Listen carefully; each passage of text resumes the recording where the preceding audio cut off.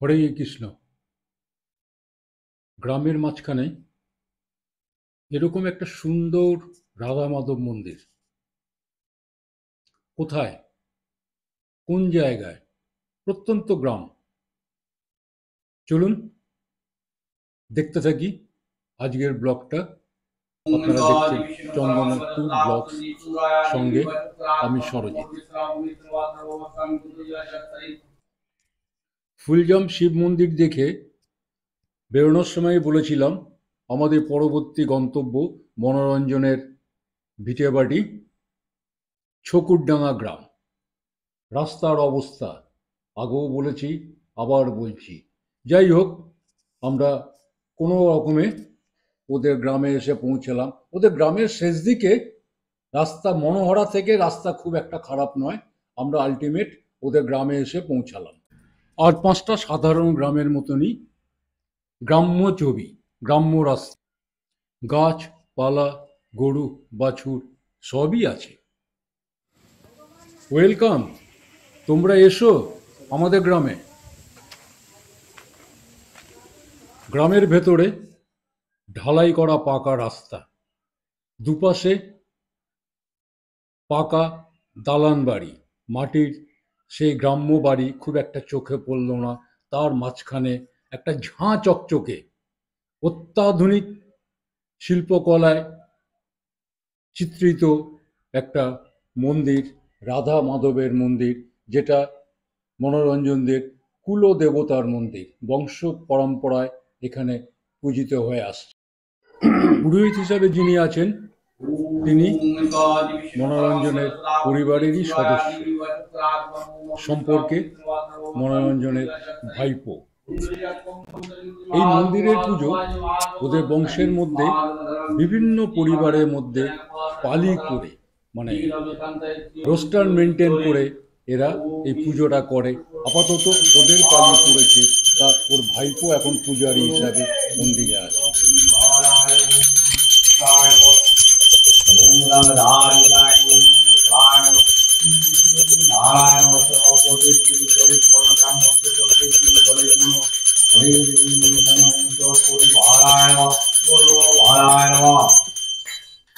আমরা পুজো দিলাম। উনি এখন মন্দিরের প্রাত্যহিক যে পূজা, সে কাজটা সমাপ্ত আগেই করে ফেলেছেন। আমাদের জন্য, আমাদের হয়ে উনি এখন পুজো করছেন।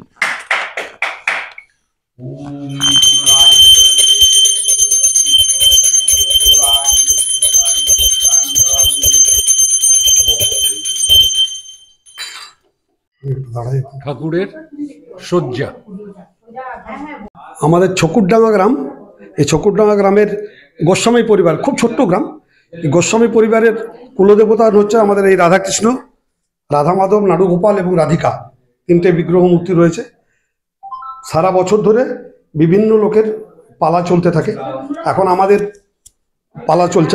আমাদের ফ্যামিলি, মানে আমাদের গ্রামের চারটে ভাগ, বড়, মেজো, সেজ এবং ন। তো আমরা নববংশধরের বছরে 4 মাস পালা, কার্তিকের 6 থেকে ফাল্গুনের 6 পর্যন্ত। সেই 4 মাস পালার অন্তর্গত এখন আমাদের পালা চলছে, এই কুলদেবতার পালা। এইটা 3 বার আমাদের এখানে এই পুজো হয়। সকালবেলায় ফল জল দিয়ে পুজো হয়, দুপুরবেলায় অন্নভোগ হয়, আবার সন্ধ্যেবেলায় মুরগি, দুধ, ফল এইসব দিয়ে আরতি পুজো হয়। এইভাবেই আমাদের পরম্পরা চলে আসছে, আমরা ছোটবেলা থেকে দেখছি। এই একমাত্র মানে বিগ্রহ দেবতা আমাদের গ্রামের। হ্যাঁ, খুবই ছোটবেলা থেকে আমরা শুনে আসছি, বাবা বা ঠাকুরদার আমল থেকেই, যে এই খুবই জাগ্রত, এবং এটা নিয়ে আমাদের পরম্পরা এখনো চলছে এইভাবেই। হরে কৃষ্ণ। মন্দিরের চৌহদ্দির মধ্যে, ঠিক রাধা মাধব মন্দিরের সামনে, একটা ছোট্ট নাট মন্দির টাইপের। এই নাট মন্দিরে বসে গল্প গুজব করার বা বসে এখন প্রসাদ খেতে সময় কাটানোর পক্ষে আদর্শ জায়গা। মন্দিরের ব্যাকগ্রাউন্ড দেখুন, গাছগাছালিতে ভর্তি, সুন্দর মনোরম, কুলকুল করে হাওয়া বইছে। আপনি শীত গ্রীষ্ম যখনই আসুন না কেন, এখানে বসলে আপনার মনটা জুড়িয়ে যাবে। আমাদের মন্দিরের এটা রন্ধনশালা। যার যখন পালা চলে তাদের বাড়ি থেকে এইখানেই রান্নাবান্না ঠাকুরের অন্নভোগের আয়োজন করা হয়। এখন ভেতরে রান্না চলছে, ভোগের আয়োজন হয়েছে, ভোগ রান্না চলছে। রান্না পর্ব চলাকালীন ভেতরে যেতে পারবো না, হ্যাঁ, তবে একটুখানি দেখানো যেতে পারে।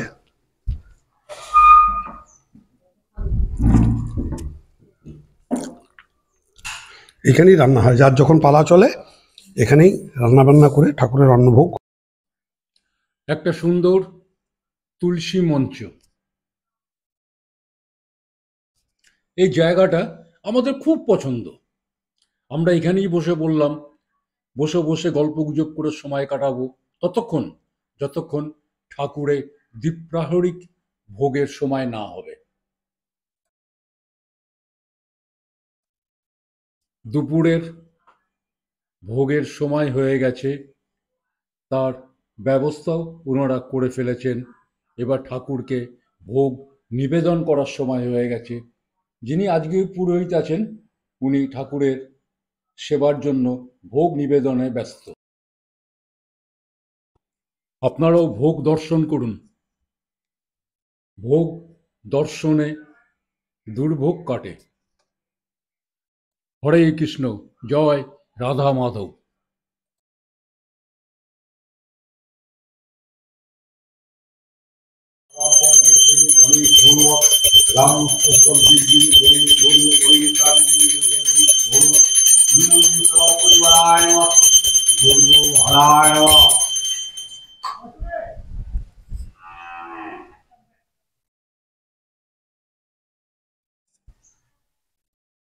ভোগ নিবেদন করার পর যখন উনি ভোগ গ্রহণ করবেন তখন সামনে কেউ থাকতে পারে না, তাই যিনি পুরোহিত তিনি ভোগ নিবেদন করে মন্দির থেকে বেরিয়ে আসেন যাতে কেউ ওদিকে তাকাতে না পারে। রাধা মাধব ভোগ সেবায় ব্যস্ত। এই সময়টা আমরা কাজে লাগাই। আমরাও বেরিয়ে পড়লাম গ্রামের চারিদিকে, বিশেষ করে গ্রামের পিছন দিকটা, যে সুন্দর পরিবেশটা, নৈসর্গিক দৃশ্য, ছোট্ট নদী, আমরা এগুলো দেখার জন্য বেরিয়ে পড়ছি। গ্রামের সঙ্গে সম্পর্ক গরু এবং ধান, বিশেষ করে নবান্ন আর কয়েকদিন বাদে। তাই মহিলারা, মানে যারা জমিতে কাজ করেন, তারা জমির থেকে নবান্নের জন্য মাথায় করে ধান নিয়ে খামার বাড়ির উদ্দেশ্যে।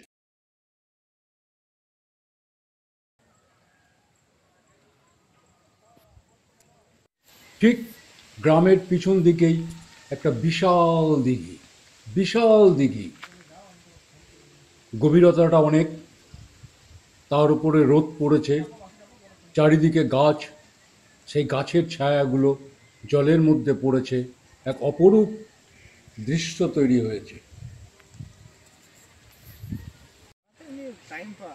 ছোটবেলায় পড়েছি তাল গাছ এক পায়ে দাঁড়িয়ে, তো সত্যি তাল গাছ এক পায়ে দাঁড়িয়ে বাকি গাছগুলোর থেকে মাথা ছাড়িয়ে আকাশের দিকে উঁকি দিচ্ছে, আকাশকে ছোঁয়ার চেষ্টা করছে।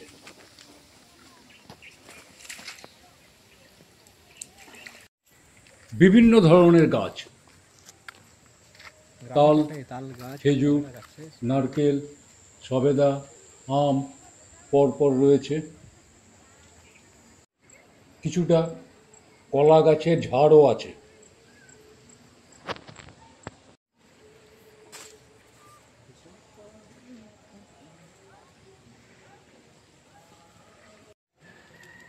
এটা খামার বাড়ি, এখন ফাঁকা, কারণ আর কয়েকদিন বাদেই মাঠ থেকে নতুন ধান উঠবে, তখন এই জায়গাটা পুরো ভর্তি থাকবে।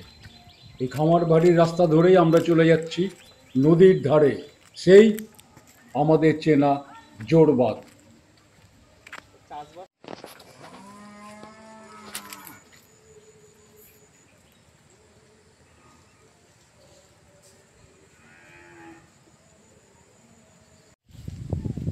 বেঁচে থাকার সংগ্রাম। গাছগুলো ঝড়ের প্রকোপে পড়ে মাটিতে শুয়ে পড়েছে, মাটির সঙ্গে 90 ডিগ্রি নেই আর। তা সত্ত্বেও তারা বেঁচে আছে, লড়াই চালিয়ে যাচ্ছে। হয়তো এইভাবেই লড়তে লড়তে বেঁচে থাকবে, আগামী দিনে আমাদের এরা সেবা করে যাবে। আমাদের ছোট নদী চলে আঁকে বাঁকে। না, আমি কবিতা শোনাচ্ছি না, সত্যি সত্যি নদী এখানে বয়ে যাচ্ছে, যেটাকে আমরা জোরবাদ বলে জানি। এই জায়গাটায় এসে আমার হাঁসুলি বাঁকের কথা মনে পড়ে গেল। এস আকারে, জাস্ট এস। হাঁসুলি বাঁকের একটা টার্ন ছিল, বাট এই জায়গাটার দুটো টার্ন। এ পাশে আর একটা টার্নিং আছে।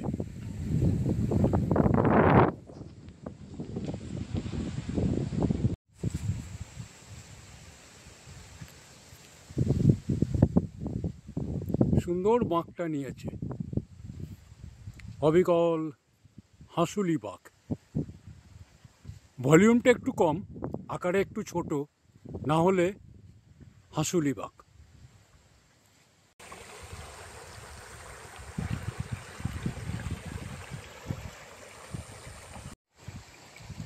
একটু আগেই বলেছিলাম ঠিক এসের মতন একটা মাথা আগে দেখে এসছি, এসের আর একটা মাথা এইখানে। সোজা এগিয়ে এসে বাঁ দিকে ঘুরছে, বাঁ দিকে ঘুরে সোজা চলে গিয়ে আবার ওখানে গিয়ে বাঁক নিচ্ছে। উল্টো দিকে বিশাল বাঁশঝাড় এবং মহাশ্মশান। একটু আগে মন্দির দেখার সময় যে নদীটা দেখিয়েছিলাম, আমরা এখন তার উল্টো দিকের পাড়ে। এই ছকুরডাঙ্গা গ্রাম ওই শিব মন্দিরের ঠিক উল্টো দিকে। এখান থেকে পায়ে হেঁটে গেলে এই খালটা পেরোলেই ওপারে মন্দিরটা।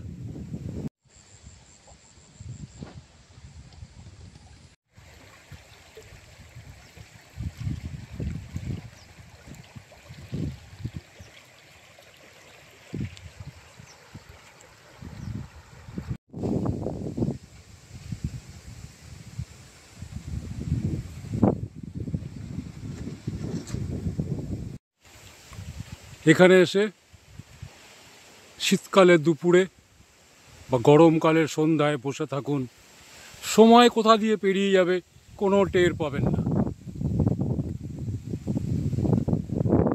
তাল গাছ, বাঁশ গাছ, আরও বিভিন্ন আমার কাছে নাম না জানা গাছ।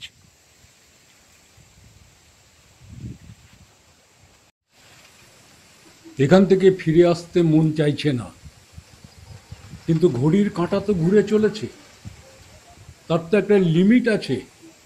অতএব পায়ে পায়ে আবার গ্রামের ভেতরে ফিরে আসছি।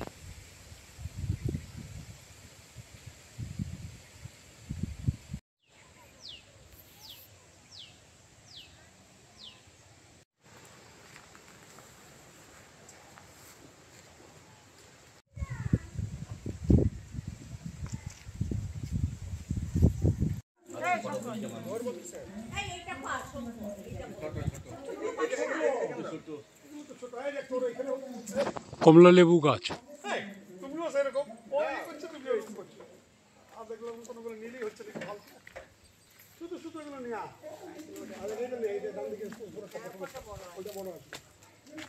গাছে কমলা লেবু দেখে সবাই হামলে পড়েছে।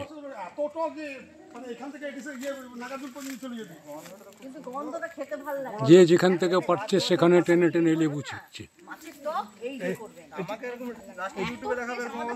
গাছ ভর্তি কমলা লেবু, খাওয়ার লোক নেই। শুনলাম টক, একমাত্র শঙ্কর হচ্ছে এর কাস্টমার। টক মানে এটা গোড়া লেবু বলে জামির, এটাকে গ্রামে বলে জামির। ও কোঁচা ভর্তি করে পেরে নিয়েছে। অবশ্য আমারও ভাগ আছে এখানে, আমাকেও দেবে কিছু।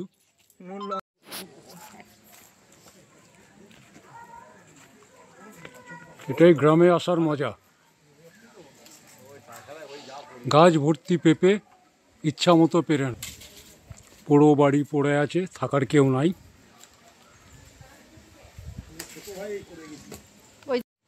আদিগ্রাম, বর্ধিষ্ণু গ্রাম, কিন্তু এই প্রজন্মের কেউ এখানে থাকে না। তারা কর্মসূত্রে বিভিন্ন জায়গায় ছড়িয়ে ছিটিয়ে আছে। এগুলো পোড়ো বাড়ি, জঙ্গল হিসাবেই পড়ে আছে। এখানে যদি 4-5টা double bed attach bathroom তৈরি করা যায়, তাহলে টুরিস্ট স্পট হিসাবে জায়গাটা কিন্তু ডেভেলপড হয়। তোমরা কিন্তু আবার আসবে, আমরা কিন্তু মোটেই বিরক্ত হইনি, তোমাদের অপেক্ষায় থাকলাম। সবাই ভালো থেকো।